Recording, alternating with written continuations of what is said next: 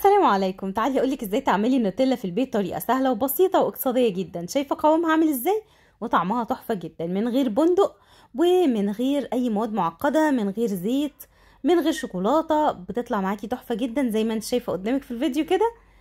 تابعيني بقى للنهايه عشان اقولك على الطريقه، وما تنسيش لايك وسبسكرايب للفيديو.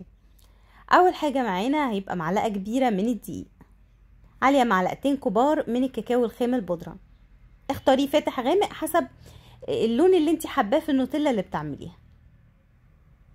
بعد كده هنحط ربع كوبايه من السكر الحبيبات العادي، ونص كوبايه من الحليب. المكونات هناخدها وهنرفعها على النار. قبل ما نرفعها على النار هنديها تقليبه كده، بس هي مش هتدوب بشكل كامل غير على النار. فهنقلب الاول شويه كده وبعدين نرفعها على النار. انا طبعا عامله انا مستخدمه حله واسعه، فعشان كده المقدار مش باين فيها كويس. انت لو مستخدمه حاجه ضيقه عن كده هيبقى باين المقدار فيها كميته كويسه مش قليل كده. هنقلب نقلب نقلب وما توقفيش تقليب نهائي عشان التكتلات، لغايه ما القوام يبتدي يتقل معاكي بالشكل ده. لسه شويه كمان هيتقل اكتر.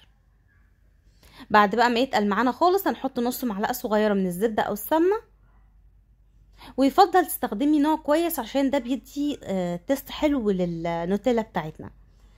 وحطي بقى اي ريحه بندق او فانيليا او اي حاجه في اخر لقطه كده.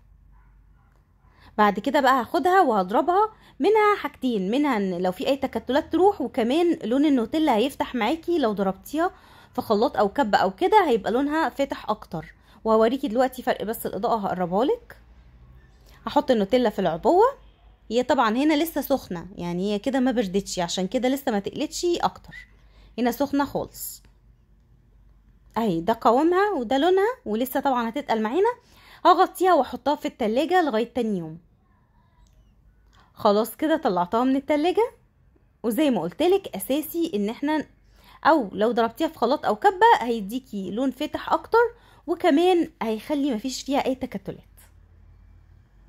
فرق الاضاءه بس بيخلي اللون يختلف من لقطه للقطه. بس وهنا خلاص القوام بتاعها تحفه جدا، سهله وبسيطه وسريعه.